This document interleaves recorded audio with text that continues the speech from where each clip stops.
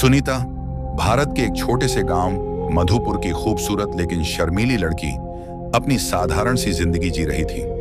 उसकी जिंदगी बिल्कुल आम थी, जैसे गांव की दूसरी लड़कियों की।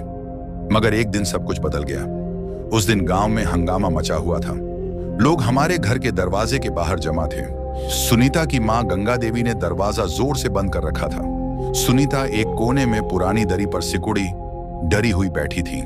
इल्जाम था कि सुनीता ने गांव के सरदार राजेंद्र सिंह के घर से गहने चुराए हैं, क्योंकि उसकी मां वहां काम करती थी और चोरी का शक उसी पर पड़ा था। दरवाजे के बाहर से चीखें आ रही थीं, चोरनी है तो बाहर निकल। सुनीता का शरीर डर से कांप रहा था, दिमाग काम नहीं कर रहा था।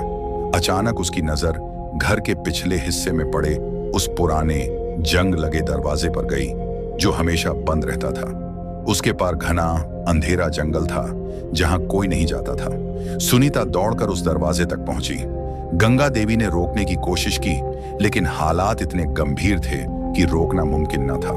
सुनीता ने दरवाजा जोर से धकेला और भीड़ के शोर से निकलकर जंगल की खामोशी में चली गई। जिंदगी में पहली बार वह घर से दूर एक अनजान दुनिया में कदम रख रही थी। पेड़ों की सरसराहट, अंधेरा और उसका डरा हुआ दिल। शाम होने लगी तो जंगल और भी डरावना लगने लगा। वह एक बड़े बरगद के पेड़ के नीचे दबक कर बैठ गई। ठंड से शरीर कांप रहा था, दिल जोर जोर से धड़क रहा था। उस रात सुनीता ने जंगल में पत्तों के बिस्तर पर गुजारी। सुबह जब आंख खुली तो शरीर थकान से टूट रहा था। उसने पास की नदी से ठंडा पानी पिया, कुछ फल तोड़े और खाए। वापसी का सोचा, लेकिन हकीकत यह थी कि अगर वह गांव लौटती तो उसका भाई विक्रम उसे जिंदा न छोड़ता।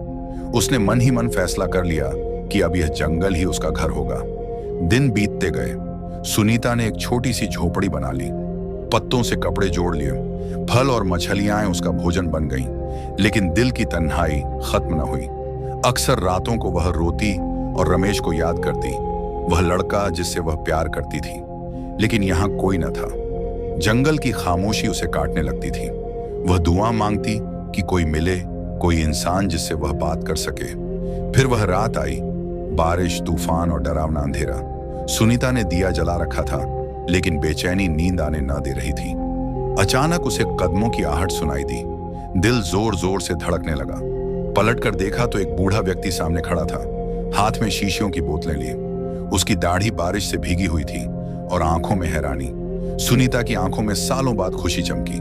वह कांपती आवाज में बोली, बाबा अंदर आ जाइए, बाहर तूफान है। वह पहले हिचकिचाया, फिर बोला, नहीं बेटी, मुझे आगे जाना है। सुनीता ने नरमी से कहा, ऐसे मौसम में कहां जाएंगे?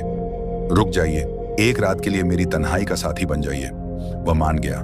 सुनीता ने उसे अपनी झोपड़ी में बिठाया, बोतलों को देखकर पूछा, इसमें क्या है? वह मुस्कुराया, यह तेल है, मैं हकीम हूं, जंगल से जड़ी बूटियां लेने आया था। उसकी बात सुनकर सुनीता के दिल में एक अजीब सी ख्वाहिश जगी, लेकिन उसने छिपा ली। वह सोचने लगी कि शायद यह बूढ़ा हकीम एक रात और रुक जाए। वह सो गया और सालों बाद सुनीता ने किसी इंसान के करीब सुकून महसूस किया।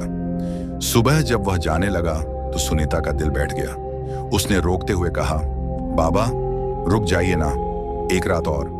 कुछ सोचने के बाद वह मान गया। अब दोनों एक दूसरे से बातें करने लगे। सुनीता ने अपनी जिंदगी की कहानी सुनाई और हकीम श्यामलाल ने अपनी तन्हाई की दास्तान। दोनों के बीच की झिझक टूटने लगी। श्यामलाल की आंखों में एक नरमी थी और सुनीता के दिल में वह सुकून जिसकी वह सालों से प्यासी थी। एक रात सुनीता ने धीरे से कहा, बाबा शरीर बहुत दुख रहा है, क्या आप मेरे कंधों पर मालिश कर सकते हैं? वह पहले हिचकिचाया, फिर बोला, मैंने कभी औरत को हाथ नहीं लगाया। सुनीता मुस्कुराई, यहां कोई नहीं देख रहा, इंसान अंदर से जवान होता है, उम्र से नहीं। और यूं सालों की तन्हाई टूट गई। श्यामलाल की उंगलियों का स्पर्श सुनीता के शरीर में सुकून की लहर बनकर उतरा। वह लम्हा ऐसा था जैसे उसका वजूद जिंदा हो गया हो। बूढ़ा हकीम श्यामलाल अब सिर्फ मेहमान नहीं, उसका हमसफर बन गया। दिन भर वे जड़ी बूटियां इकट्ठा करते, रात को आग जलाकर बातें करते। उनकी झोपड़ी प्यार की रोशनी से भर गई। एक महीने बाद श्यामलाल ने सुनीता का हाथ थामा और कहा, सुनीता अब वक्त आ गया है, मैं तुम्हें अपने गांव अमरपुर ले जाऊंगा। हम वहां नई जिंदगी शुरू करेंगे। सुनीता की आंखों में आंसू आ गए। जंगल की तन्हा लड़की को आखिरकार वह मिल गया जिसने उसके दिल को छू लिया। वह श्यामलाल के साथ गई। दोनों ने शादी कर ली, बच्चे हुए और आज भी श्यामलाल अपनी आंखों में जवानी की चमक लिए सुनीता के साथ है। सुनीता, जिसे दुनिया ने चोर कहा, आज एक बीवी और मां है। उसकी कहानी यह साबित करती है कि प्यार उम्र नहीं देखता, चाहे जवान हो या बूढ़ा, प्यार प्यार ही होता है। यह वह मरहम है जो टूटे दिलों को भी जीने की वजह दे देता है।